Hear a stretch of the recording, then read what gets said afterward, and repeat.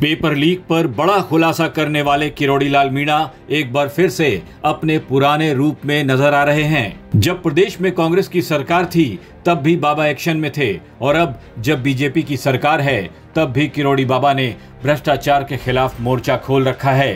बाबा ने कसम खाई है कि जब तक पेपर लीक वालों को जेल में नहीं डाल देते, भ्रष्टाचार करने वालों को उनके अंजाम तक नहीं पहुंचा देते, तब तक न तो खुद चैन से बैठेंगे और न ही बेईमानों को चैन से सोने देंगे।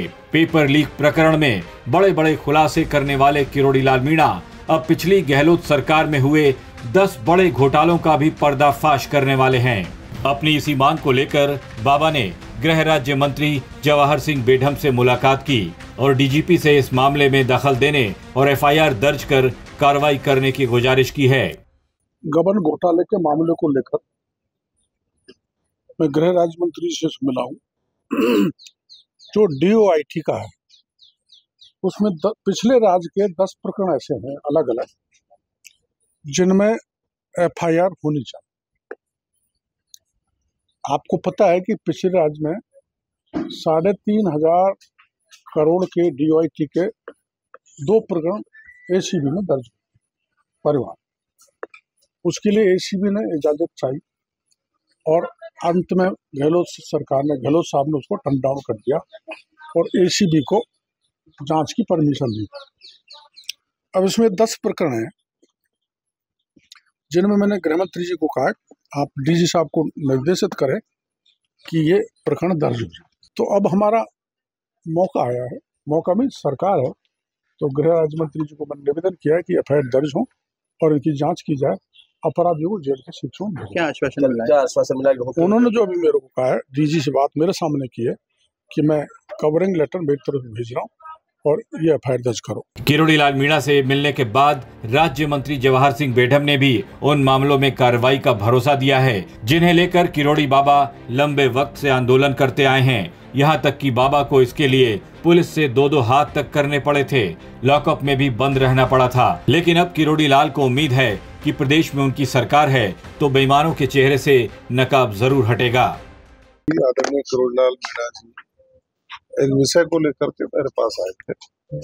आपने कहा कि कांग्रेस के समय पर एक बहुत बड़ा घोटाला भ्रष्टाचार हुआ था और उस समय आपने प्रयास किए कि इसकी एफआईआर दर्ज हो और जांच हो। किन्हीं कारणों से नहीं हो पाई थी। मैंने अभी डीजी राजस्थान से बात की है कि जो मेरे समक्ष जो ज्ञापन आया इसके प्रकरण के सारे तथ्यों की इस पर जांच हो और दूसरे कहीं दर्ज नहीं है प्रकरण तो इस पर प्रकरण दर्ज करके आगे कार्रवाई हो, जो भी मेरिट पे हो। तो मिले हैं, बात रखी है, हम न्यायोचित कार्रवाई करेंगे। किरोड़ी लाल मीणा का आरोप है कि तत्कालीन गहलोत सरकार के दौरान 3500 करोड़ रुपए का कथित घोटाला हुआ था जिसकी जांच होना बेहद जरूरी है। किरोड़ी ने डीओआईटी विभाग में भ्रष्टाचार के आरोप लगाते हुए एफआईआर दर्ज कराने का आग्रह किया है। किरोड़ी लाल मीणा का आरोप है कि गहलोत के राज में बड़े बड़े घोटाले हुए और अधिकारियों और नेताओं ने अपनी जेबें भरी, जनता के टैक्स के पैसों को हजम कर लिया गया।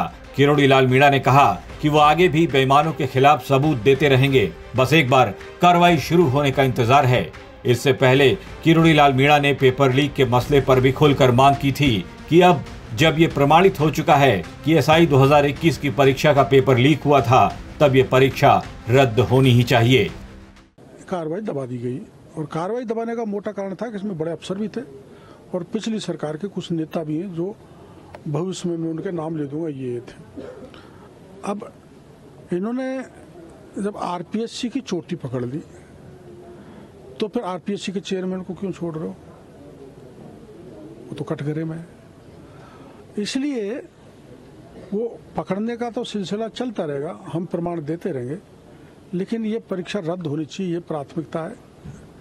जो बच्चे इंटेलिजेंट है, होशियार है, जो सब इंस्पेक्टर के आईपीएस बनने लायक है, उनके भविष्य को इन्होंने बर्बाद किया, इनको माफ नहीं किया जाना चाहिए। चाहे पेपर लीक माफिया हो या फिर घोटालेबाज, सबके काले चिट्ठों की गठरी बाबा के पास है। बाबा कहते हैं जब ये गठरी खुलेगी तो ऐसे ऐसे लोग जेल की सलाखों के पीछे होंगे जिनके बारे में कोई सोच भी नहीं सकता था कि इन लोगों ने भी बेईमानी की होगी।